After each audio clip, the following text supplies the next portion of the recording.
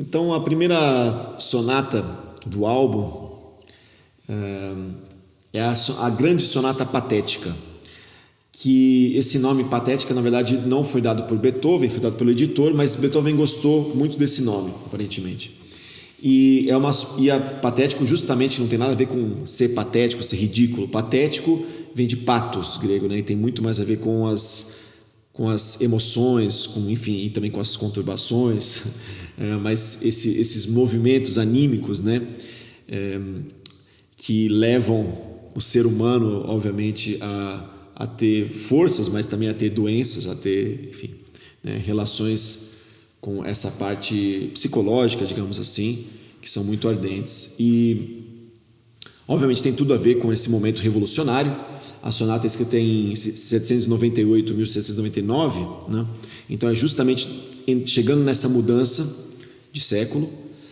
E por mais que aqui o estilo de Beethoven ainda é considerado de primeira fase, estilo clássico, a gente já vê esses elementos, principalmente no caráter, que transcendem a forma, né? E já buscam algo que vai além daquilo que a gente conhecia como estilo clássico, né? E por mais que ela se encaixe na estrutura. A gente de cara tem uma introdução, Beethoven coloca um andamento grave, então extremamente lento e pesaroso, e de cara a gente tem esse acorde trágico, Dó menor, que Dó menor é uma tonalidade que Beethoven tem uma proximidade muito grande. E o que a gente tem de cara, isso para os músicos, né, é muito importante lembrar, a gente tem um forte piano escrito. E no piano a gente sabe que quando a gente toca com pedal ou segurando, normalmente a gente não tem controle sobre o som. Depois que a gente toca ele naturalmente começa a entrar em declínio, né? Só que existe uma técnica que consiste em tocar as notas e basicamente tocar elas com o pedal, e daí tirar a mão do teclado, tirar o pedal, e enquanto eu tiro o pedal, volta a mão nas teclas. Então eu toco com o pedal, tiro a mão das teclas, e enquanto eu volto a mão nas teclas, eu tiro o pedal. E nisso eu vou conseguir restringir os harmônicos que estão ressoando e manter essas notas. Porque quando eu estou com o pedal e toco ele, todos os harmônicos que o piano pode me oferecer, claro, nessa dinâmica, eles vêm. E quando eu vou tirando o pedal e colocando de volta, eu restringo os harmônicos de novo. Então, isso me dá esse efeito de forte e em seguida piano. Então, é um efeito possível. É uma coisa não convencional, uma decisão minha também. Tocando, eu sei que a gente não costuma ouvir isso, mas eu também sei justamente que Beethoven estava buscando sons que não eram às vezes possíveis no piano, assim como um crescendo e um decrescendo numa mesma nota que Beethoven escreve. Então eram sons que não eram pro piano, mas eram sons que ele imaginava, né? Talvez numa orquestra. E muitas dessas sonatas têm um caráter orquestral, né? Então lembrando, tocar câmera lenta, que fica menos evidente, mas tocar, tirar a mão, tirar o pedal, enquanto eu tiro o pedal, volta a mão e fica só aquele som.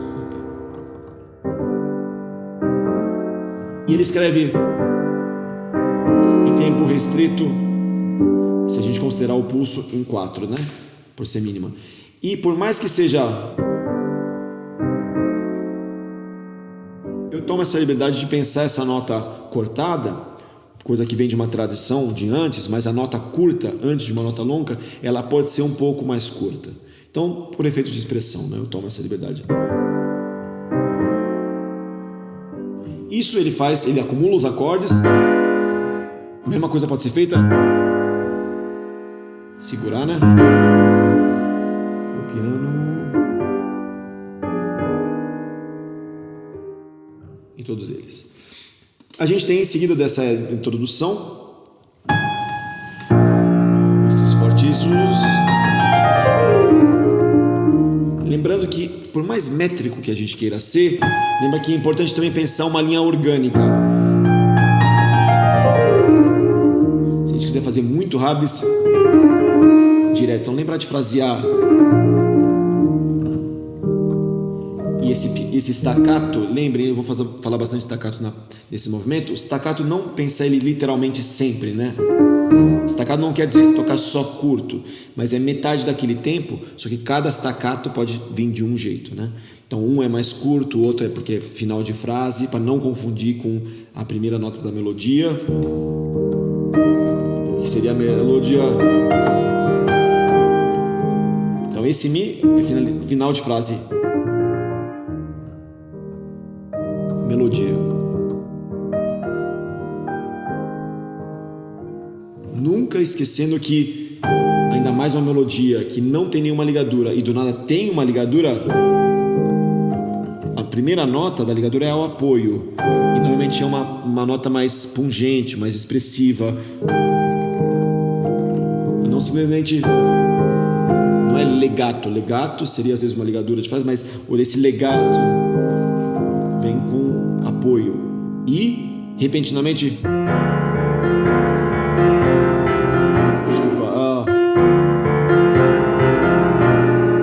Não perder a surpresa do fortíssimo, não antecipar.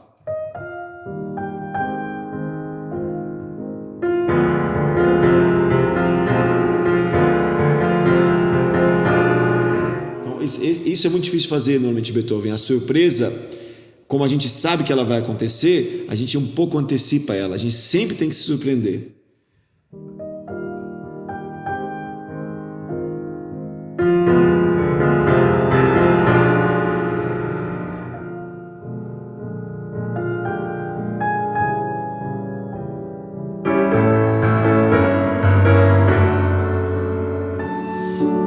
E aqui, não esquecer de fazer frase longa quando ela se estende, quando ela varia.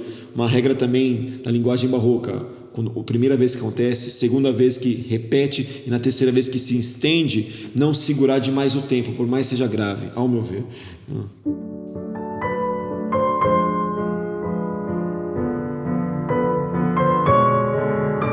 Crescendo.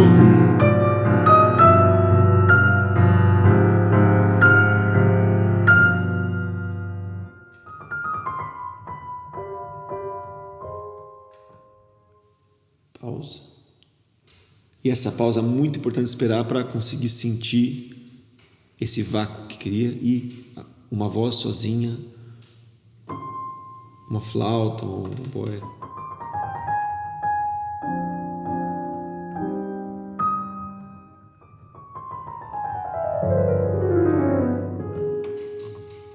E é importante lembrar que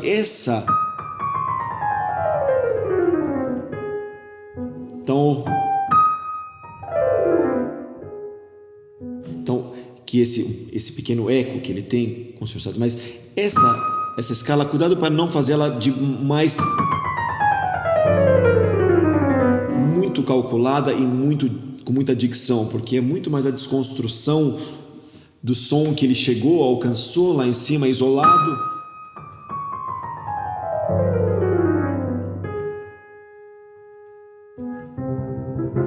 Daí começa de fato o movimento, por assim dizer, né? Agora o tempo que vai ficar até o final do movimento, tirando uma outra incursão no grave, na introdução que ele faz no desenvolvimento.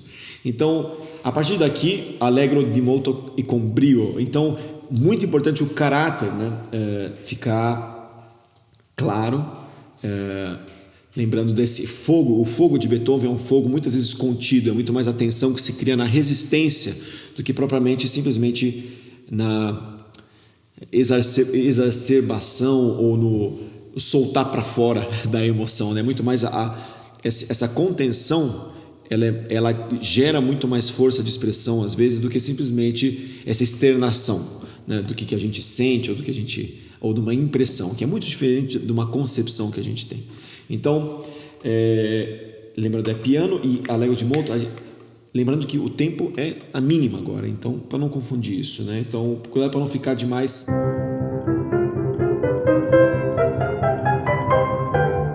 Então, eu decido por um tempo mais rápido, então, o allegro di molto, ou seja, bastante allegro.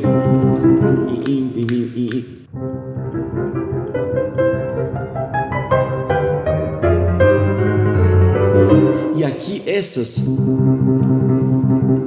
imaginando sempre como instrumentos, eu acho perigoso a gente pensar. Claro que interpretação é uma coisa muito pessoal, mas eu imagino muito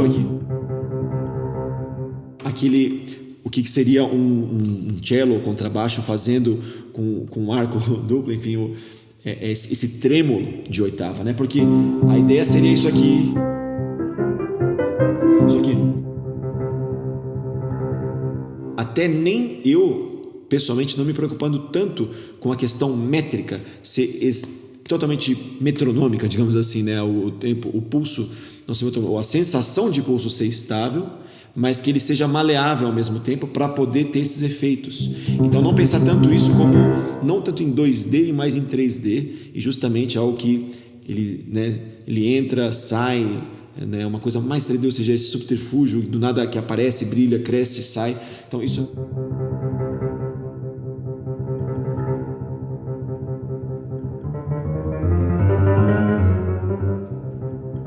Essa mão esquerda eu acho muito importante e é difícil de controlar isso. Claro que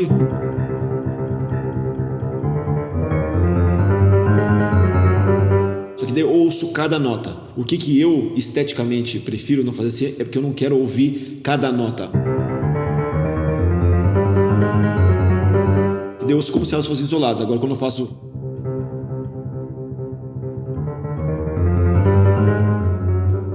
Eu ouço, mas elas estão mais interligadas e criam mais um efeito, ainda mais com...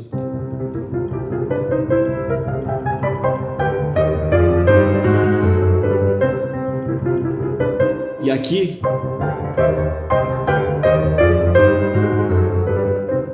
Por causa que é staccato. E é staccato de tempo. Se a gente tivesse em 4x4 isso fossem semínimas, a gente obviamente tocaria um pouco mais. E por semínimas, muitas vezes eu ouço... Só que eu acho que... Então, esse é um aspecto importante que eu acho do primeiro movimento, né? Indo para o tema 2, quando ele faz... Esse tema B é muito interessante e vale a pena a gente perceber que esse tema B justamente vai para o terceiro movimento depois, né? Então, um tema muito importante. Quando ele desfaz...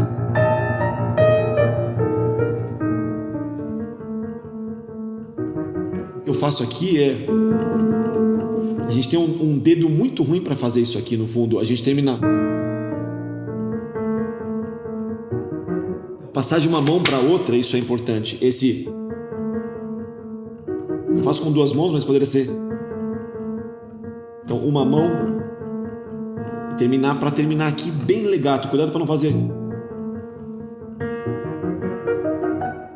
Para não criar nenhum tipo de acento indesejado.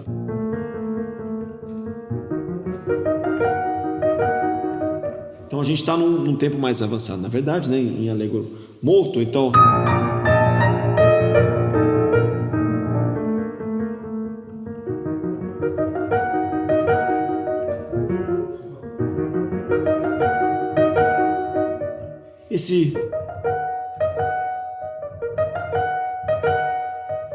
Lembrando sempre, sonata patética, né? Que Beethoven gostou desse nome, porque justamente ele traz sempre uma emoção que não necessariamente é estável, né? Mas que movimenta a gente por dentro e cria caráter mais pungente, eu acho. Então, o perigo disso é ele ficar um pouquinho...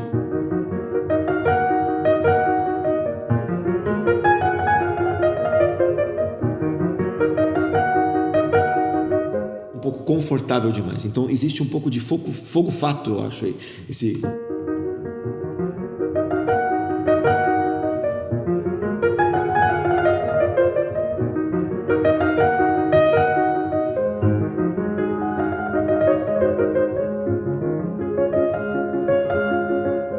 Uma harmonia um pouco mais calorosa. Antes... Então, essas pequenas nuances são difíceis de fazer e sempre lembrando.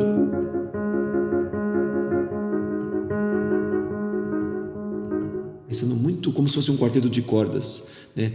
Viola e dois violinos, ou um cello e viola violino, e com bastante vida, bastante caráter, né? Essa próxima sessão, indo para essa pequena esse encerramento da exposição,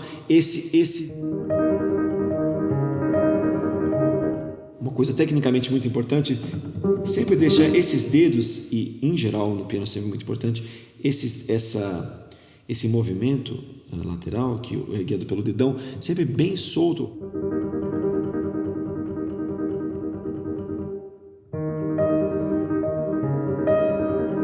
Para a gente poder ouvir o baixo, só encosta dedão e dedo indicador, que é a diferença de fazer.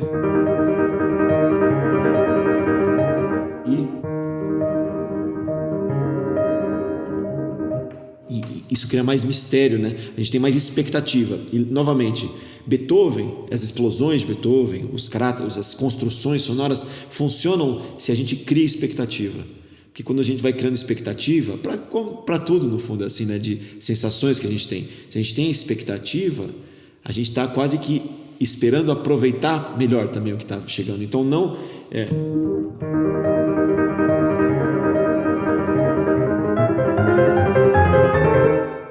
Isso cria, por mais que esteja, entre aspas, correto ou pela partitura, mas lembra, sempre deem, isso é uma boa dica também em geral, sempre deem um nome, uma sensação do que vocês acham que aquilo causa.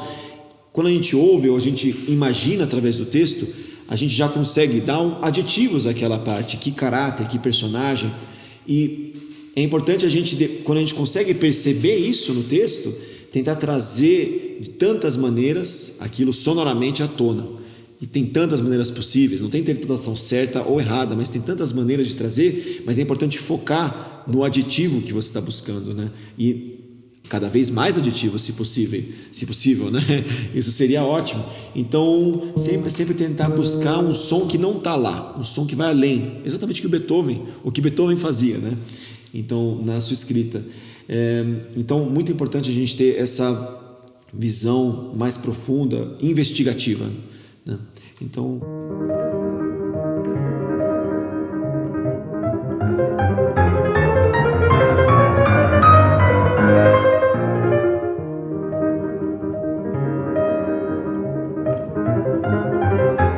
a mesma coisa acontece na linha crescente, né? Então, sempre a parte de cima com staccato, estão destacando e a mão bem solta.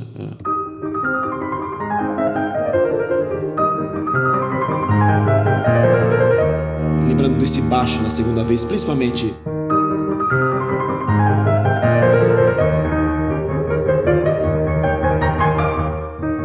É forte, mas lembra esse... Cuidado para não, porque ele coloca forte, depois corta com passos, forte de novo. Então é um forte de caráter de frase. Muito crítico sempre, a visão muito crítica em relação a isso, para a gente não se confundir. O que é um forte de uma nota e o que é um forte de uma frase, o que é uma dinâmica que está lá pontualmente ou é um caráter estendido. Porque senão a gente foca muito na nota onde aparece a dinâmica e a gente mata a frase. Então...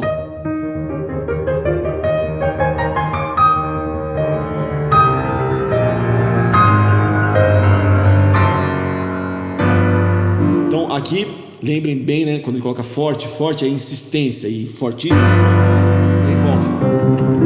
Nós vamos seguir em frente. Novamente aqui.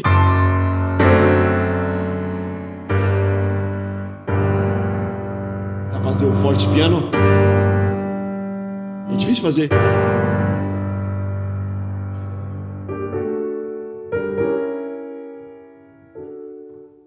Pausa. E essa pausa, assim como na introdução, a pausa, aquele soco no estômago de pausa, né? Que falta som, mas essa falta de som, ela é muito audível também, né? Ela é expressiva. Então, em como entrar na pausa, muito importante sempre. Não simplesmente descansar na pausa, ela é parte do discurso, né? E novamente construindo. Vale a pena lembrar que piano, esses pequenos detalhes, não simplesmente métrico na mão esquerda, lembrar que o dó é ligado no si. Então,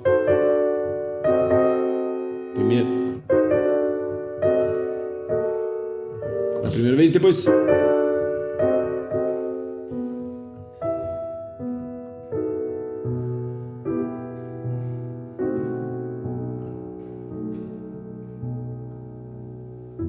Então, esse surpresa e dos que você acha que vai pra cá, depois o que seria Sol menor, daí vira Mi menor.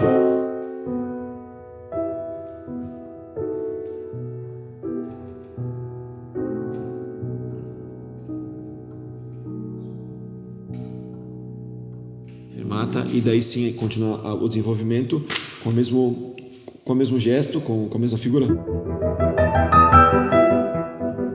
Mesma coisa, mas lembra que é tudo forte. E aqui, piano, cuidado para não fazer. A frase continua até o Mi no final, até o Mi de baixo.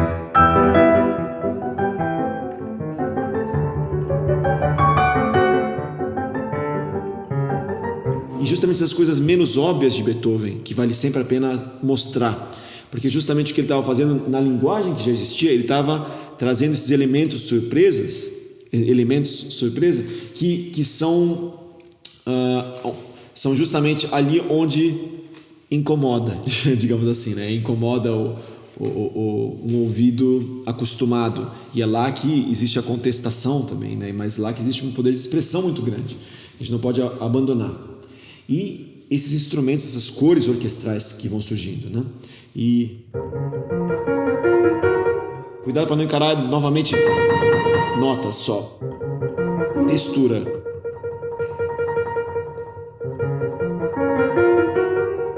Os instrumentos de sopros fazendo com a esquerda, passando de fagote, clarinete. Mude a imaginação do instrumento.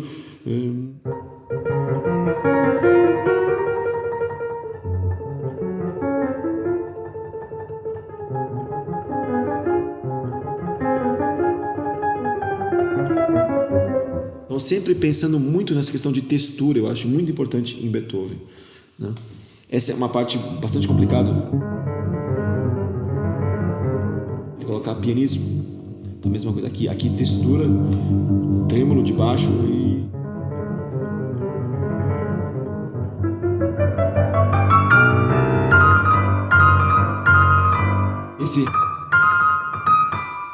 isso é muito chato. Eu recomendo fazer com o dedo 5 e 3, o treinador.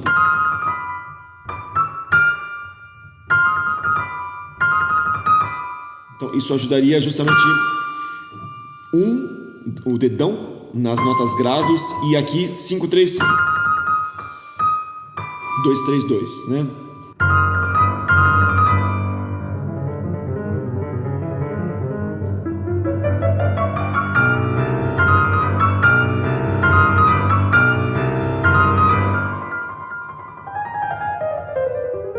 Expectativa.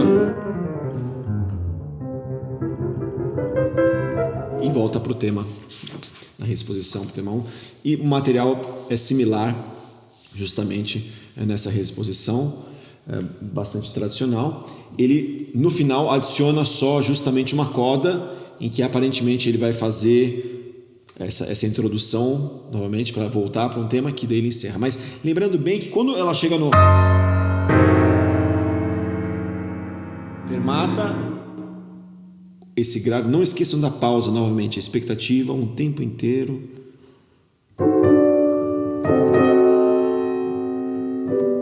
E tem ligadura, cuidado para não desconectar, por mais lento que seja.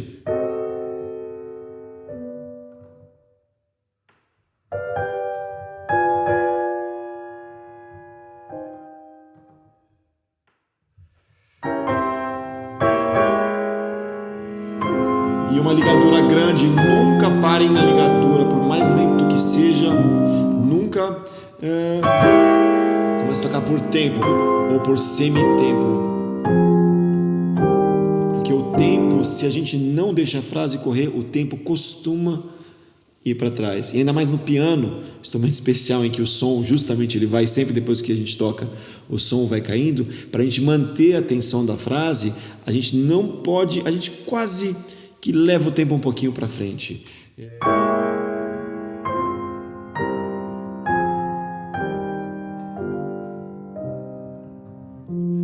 crescendo e, portanto, a gente pode também acalmar o pulso um pouco e, de surpresa,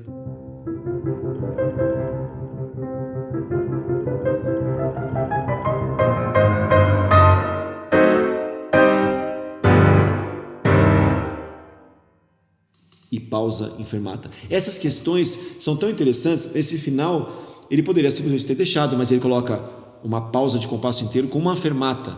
Ou seja, não é para sair, né? Digo assim, a música, ela... E não é questão da mão ficar aqui ou não ficar aqui.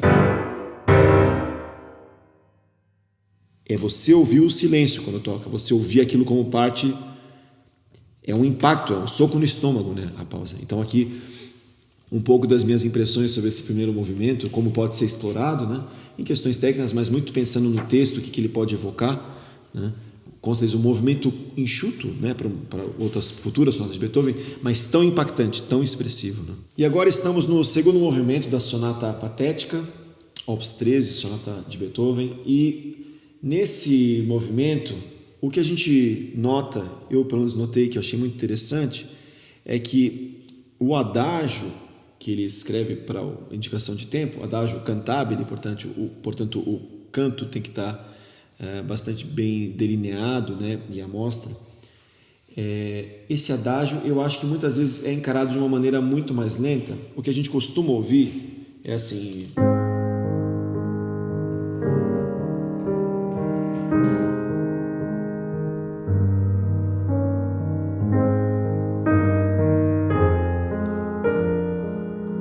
que eu acho inclusive muito bonito, é bastante contemplativo também, mas eu fiquei notando que o tempo que ele anota, a métrica é em 2 por compasso. Então, se a gente fosse cantar um adágio, ou seja, um adágio é mais lento que andante, né? Mas não é muito mais lento, não é um lento, não é um grave, né? Então ele não é necessariamente um pé. O andante a gente entende que seria um tempo perto do tempo de uma caminhada. Claro que para cada pessoa varia, mas vamos pensar, a gente não está correndo, mas a gente está caminhando, portanto, indo. Então, um experimento bom para fazer é, de fato, levantar e caminhar um pouco para entender como que seria o tempo de uma caminhada, né? Então, sem problema.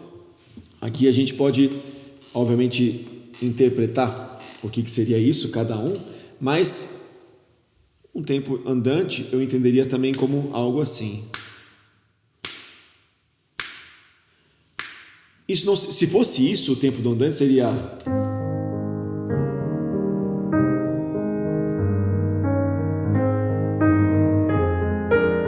que fica muito rápido de fato. Ele escreve adágio, mas adágio é mais lento que isso. Mas o que eu sinto quando a gente ouve a interpretação convencional, diria assim, de tantas gravações que a gente tem isso, de ser isso...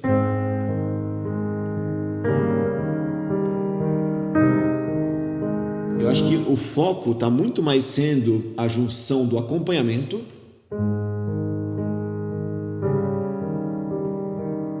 eu sinto quase que um pulso entre cada 2 de um pulso de acompanhamento. Então eu sinto que o pulso seria a colcheia e não a semínima. Então eu começo a ouvir pulso, pulso, pulso, pulso, e no fundo é pulso, pulso, pulso, pulso, pulso. Então isso é esse pulso que no fundo, para mim, é adágio. É lento, mas para a interpretação convencional, eu diria assim, ele parece rápido.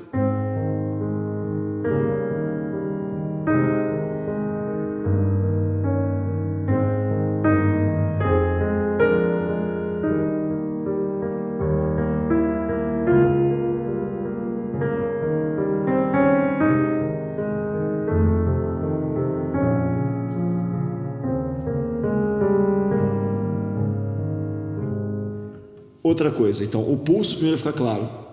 O que eu recomendo para a gente ter um bom julgamento do tempo que a gente quer, não pense no acompanhamento, pense no tempo da melodia.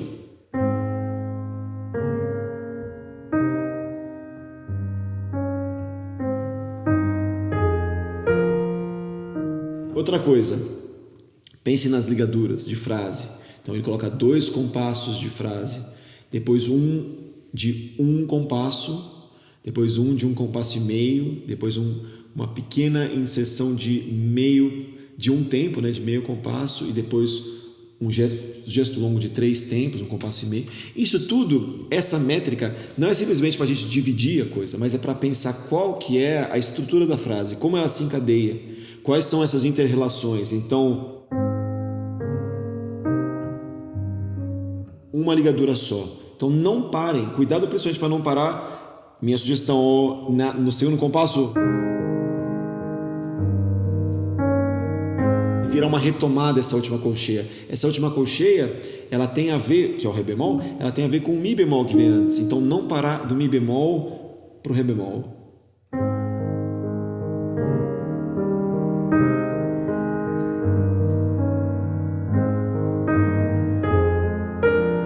Frase. Sem parar, respira. Então, imitação.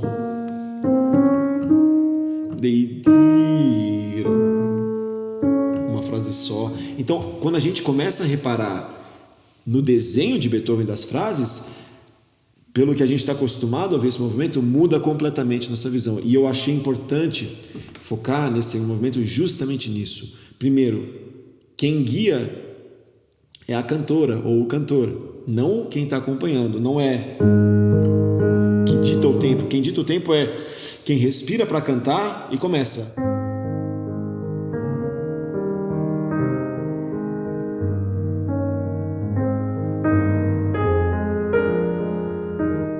Então, é muito mais importante o canto ter liberdade e o acompanhamento se ajustar, que é como a gente faz normalmente quando a gente acompanha o cantor. Mas isso é muito importante, o canto ter essa liberdade. E saber onde estão as respirações, né? Muito importante, né? Então, primeira frase, segunda frase em colcheias. Então,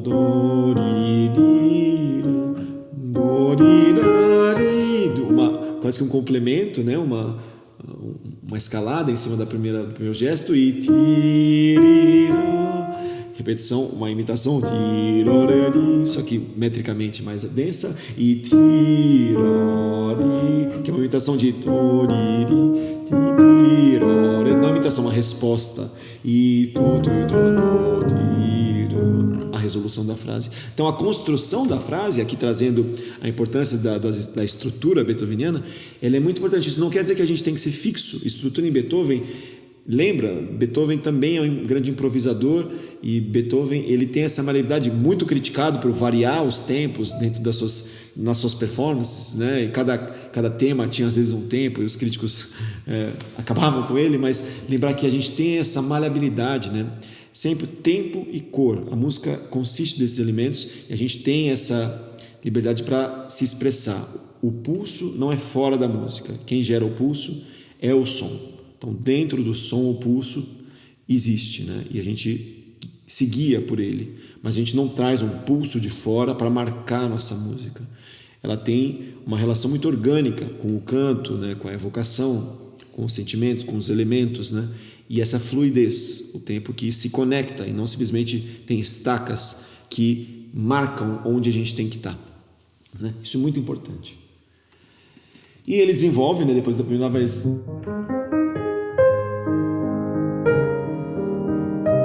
lembrando sempre de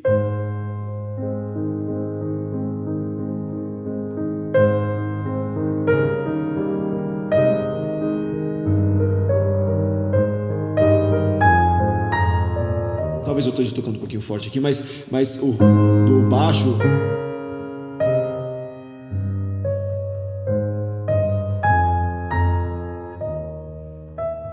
mas sempre deixar sempre deixar claras as vozes de ponta, né? A melodia e o baixo e o recheio colorindo sempre, né? Sem preocupar em fazer o acompanhamento de fato colorido.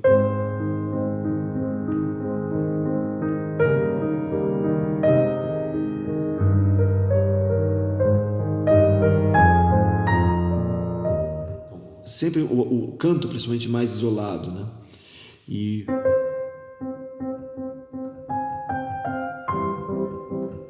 o primeiro intermédio, digamos assim, né? O primeiro desenvolvimento, né? Essa ou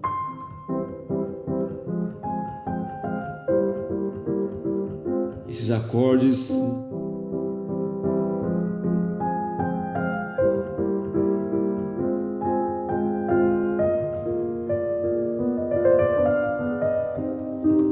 então toda essa parte com esses meandros, né, e esses enfeites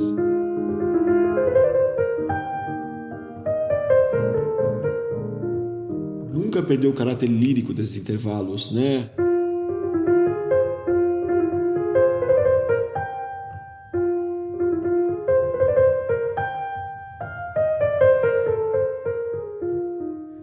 Para a gente nunca ter a sensação que é um instrumento mecânico tocando, e muito mais a evocação de um canto.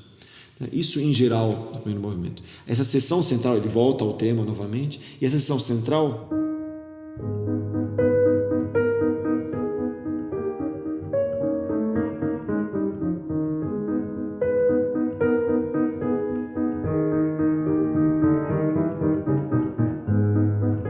mais escura, né? E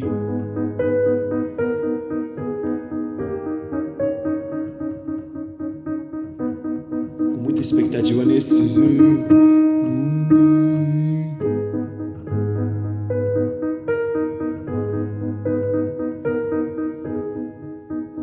isolar bem o acompanhamento do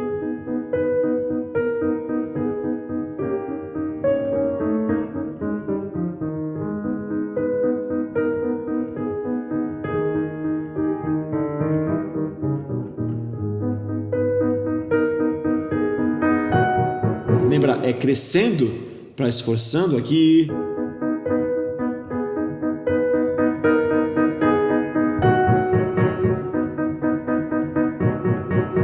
Passa de instrumento, mas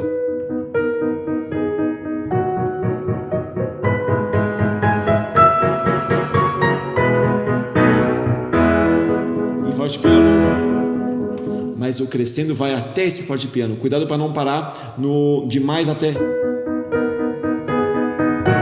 Já está muito forte, é um crescendo ainda.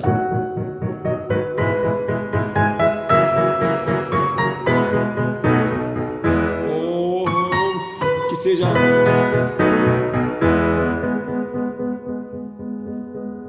e pianíssimo.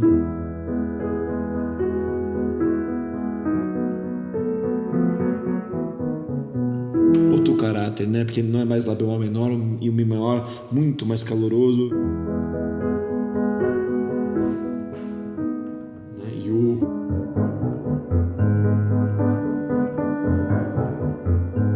e agora vem uma coisa interessante que ele coloca, está em pianíssimo, ele coloca um crescendo para piano. Se ele tivesse colocado um forte, crescendo e fortíssimo, a gente não teria dúvida, é forte, crescendo para fortíssimo. Mas como a gente está muito acostumado a ver crescendo para piano súbito de Beethoven, a gente encara muitas vezes pianíssimos com crescendo para piano, como pianíssimo crescendo para algum tipo de mezzo forte e daí decai e faz um piano súbito. Eu não acho que é o caso aqui. A gente muitas vezes deduz isso e normalmente coloca piano súbito. Então, vale a pena a gente pensar matematicamente aqui que se a gente tem pianíssimo e cresce para piano, talvez é uma expansão para piano. Piano não como um retrocesso, né, do crescendo depois. Então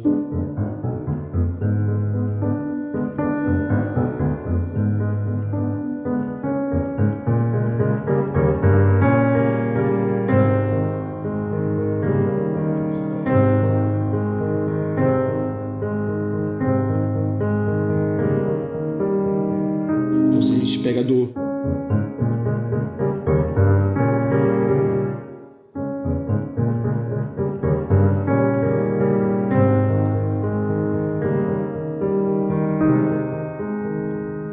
e ele colocou um grave mais grave aqui. Talvez eu fosse mais generoso nesse som, ainda mais porque ele começa com essas tercinas a mais, então que antes não tinha, que vem justamente do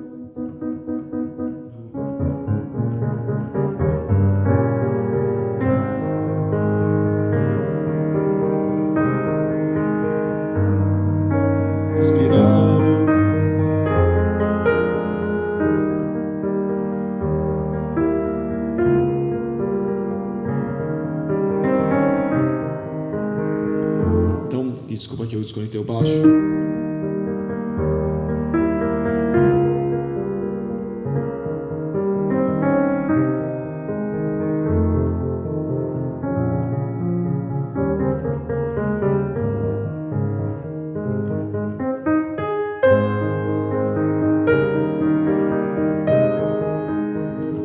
Com o tempo talvez um pouquinho mais generoso aqui eu faria.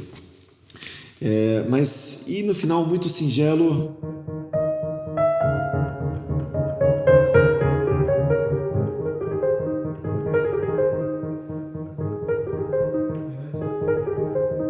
Cuidado para não fazer muito rápido.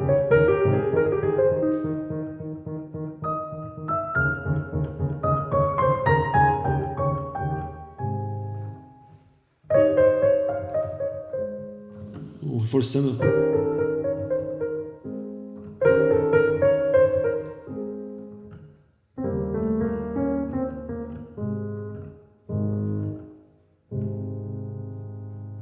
E com essas pausas no meio. Pausa. Então, pam, pam, com calma, com leveza e simplicidade, né? Então, ao mesmo tempo é uma pérola esse movimento da sonata patética, mas eu acho muito interessante a gente notar esses pontos que estão impressos, né, no texto, mas que podem fazer a gente repensar alguns padrões que viraram convencionais interpretativos, né? Mas alguns padrões também de leitura de partitura de Beethoven, de textos de Beethoven, que a gente transporta para outras obras, mas que tem às vezes um leque maior, né, ou traz um leque maior de opções para a gente imaginar e sentir o pulso, a frase e o caráter de outras maneiras, né? Não necessariamente visitadas, né? E para terminar a sonata patética de Beethoven, o terceiro movimento, aqui ele nos dá um delicioso rondó, que é bastante espirituoso, cara, assim, cheio de articulações muito interessantes. Rondó, justamente porque o tema que se apresenta no começo ele volta várias vezes, né? E o que a gente pode notar de cara é que essas articulações são bastante minuciosas que ele traz, e que o tema vem do primeiro movimento, é o tema B do primeiro movimento, né? Então, muito interessante também esse pensamento cíclico também, que une uma sonata numa obra totalmente íntegra, né? E que faz essas referências. Beethoven usa isso também em outras sonatas, né? Mas faz parte desse pensamento coeso, né? Essa busca por um entendimento de um significado que une tudo. Enfim, eu acho que tem muito a ver com esse pensamento beethoveniano também. E a gente, de cara, a gente tem essa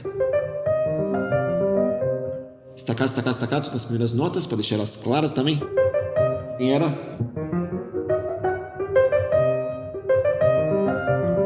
E na mão esquerda, gestos por harmonia. Esse que vai aparecer de outras maneiras também, essas notas repetidas, né? E esse que eu acho que tem muito de caráter expressivo e pitoresco quase que às vezes, né? Não simplesmente... Então tem quase que um maneirismo, eu diria aí, às vezes escrito, né? Musical... num gesto só, né? Mas que traz muito mais... me inspira muito mais maleabilidade no tempo também, né? Mais um improviso, né?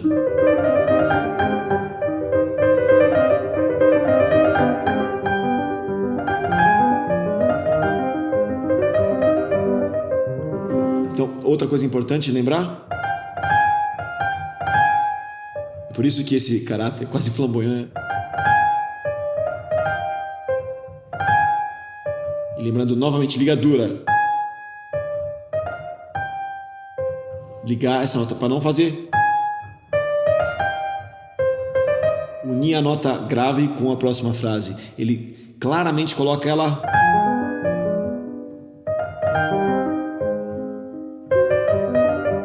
Desculpa, mas entendem? Essa é uma questão muito importante. Essas articulações de Beethoven, é o que cria a articulação do texto dele, no fundo, das palavras, né? Dos significados. Então, e que tem uma correlação harmônica muito importante.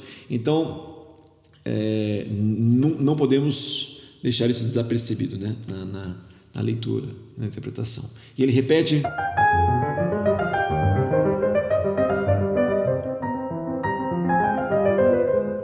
E uma ligadura só. Para não fazer. Como se não fosse.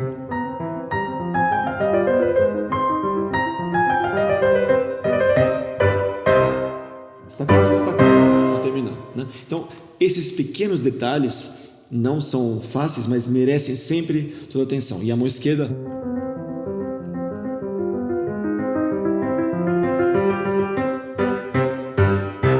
Então, onde tem a ligadura extensa, não parar.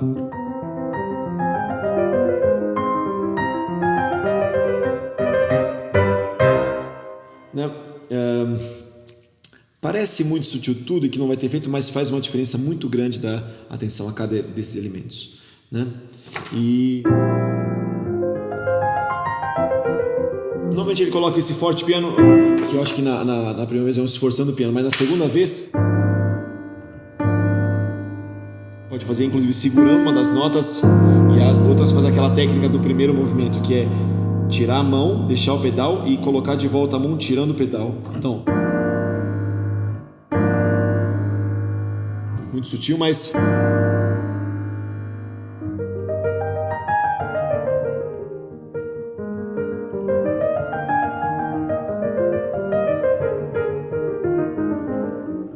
o dolce é sempre bastante calmo, dando um certo tempo.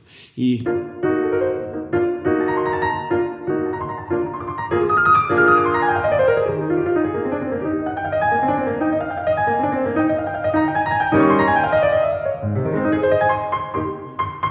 novamente o do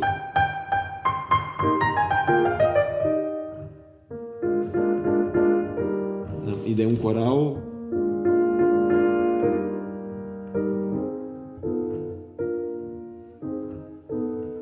Esse staccato eu vejo com menos secura. E aqui lembrem que esses portados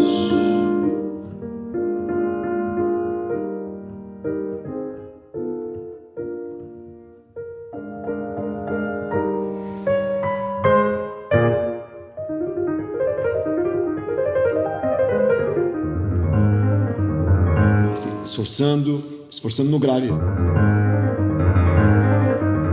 Aqui sem esforçando. Então cria esse efeito de surpresa negativa.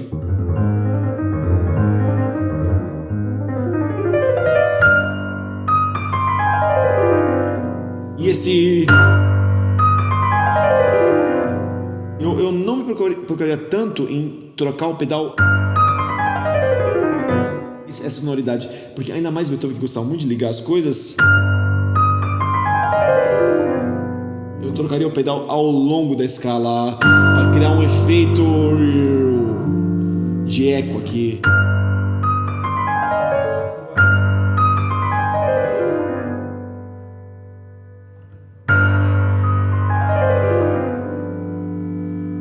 Não, sem o ataque, né?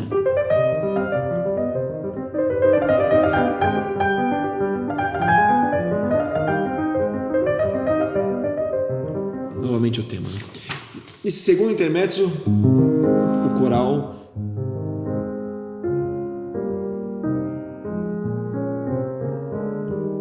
de 2 em 2 compassos, muito grudado, com muita calma. E agora o tema no baixo, cuidado para não... Então foi isso. Agora...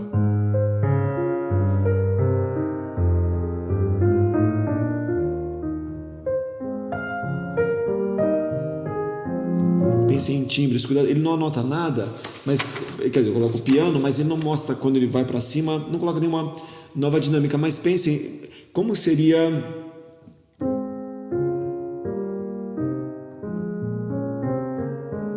se fosse, por exemplo, os cellos fazendo esse tema, e depois quando foi para você tem as madeiras fazendo. O piano das madeiras é diferente, tem um pouquinho mais de, né, ele perfura mais o som.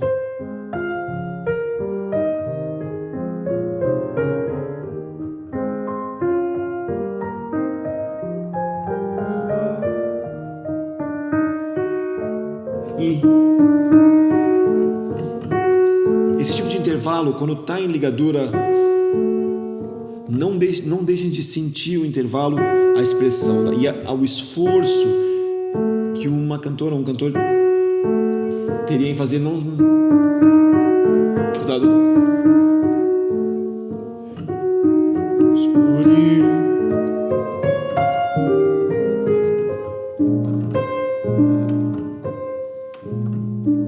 Mentira.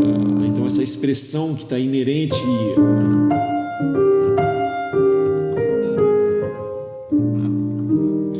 É importante sempre mostrar, né? E apoiar onde precisa e aliviar onde precisa, normalmente de cima para baixo, né? E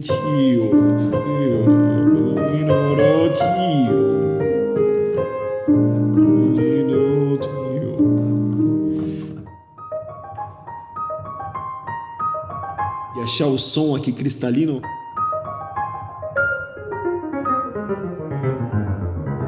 E aqui esses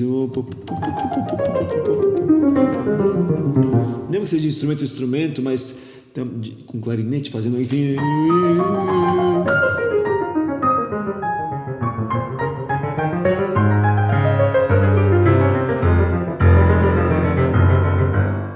Bem articulado, não pela articulação, mas imaginando mesmo o instrumento de sopros fazendo isso, por exemplo, né?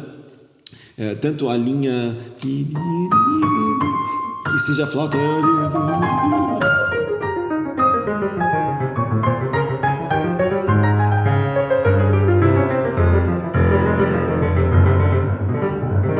crescendo novamente é o mesmo tipo de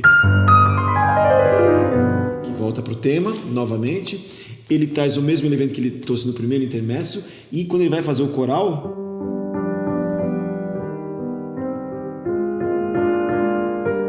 e ouvir a nota que fica ligada do compasso para o outro nesse coral, antes do último tema,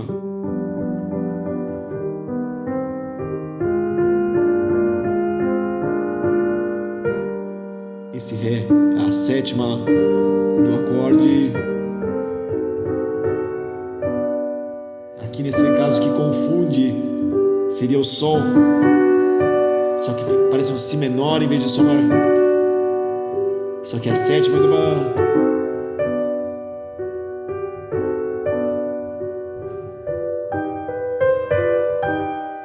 E aqui que dá o acorde aumentado, que seria a sétima maior.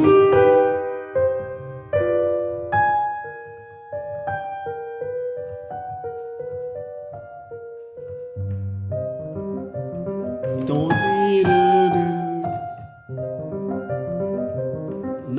por mais que tenha um decrescendo, um calando, não deixar a conexão intervalar sumir.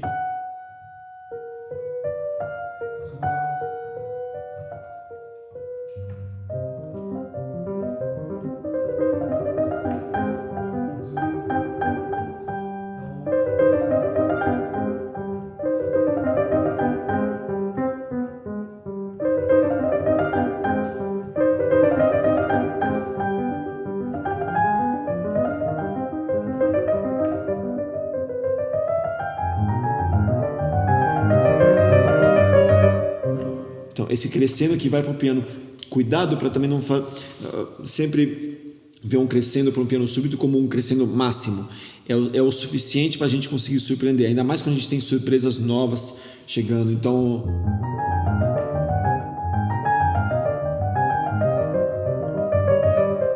talvez um pouquinho mais.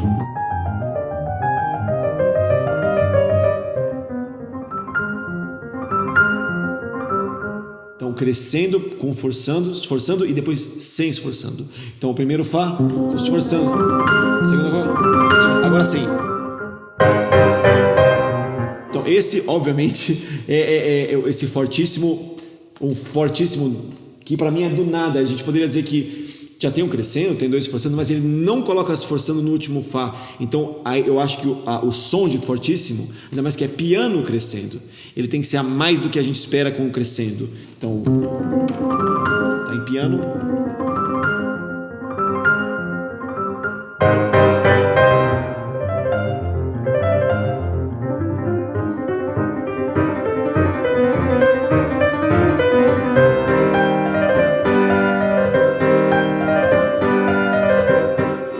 Staccato e forçando, que eu acho que é intromissivo.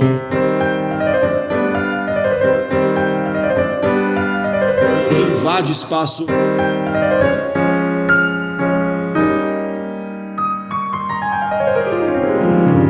Mesma coisa, agora vamos forçando. Fermata. E essa frase final para terminar a sonata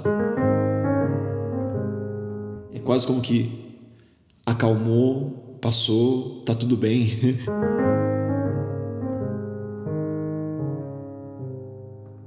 Deixa bem claro. Agora com o decrescendo. Pianíssimo. Pausa. E essa pausa de expectativa, de instabilidade, mas daí vem a dúvida, né? Porque antes estava tudo bem, mas... E daí Beethoven. É pra... chocando, obviamente, né? E tirando da cadeira quem estiver lá. Então, criar essa expectativa muito importante no final, inclusive para deixar o pulso relaxado fazendo isso e não se preocupar em simplesmente trazer um pulso de fora, né? Deixar esse pulso ser orgânico, principalmente. E um movimento mais dançado, digamos assim, né? Não pelo caráter de dança, mas o som e o tempo, o pulso, o caráter, ele tem mais, eu acredito, flexibilidade nisso, né? Muitas tercinas, enfim, muito evocando, eu acho, mais mobilidade, né? Mas espero que tenham gostado então da sonata patética e obrigado novamente ao incentivo possível que deixou esse projeto possível da Lei Aldir Blanc. E tem também a sonata ao luar para quem quiser dar uma olhada aqui, e também o link do álbum completo que eu gravei também com comentários que está aqui na descrição.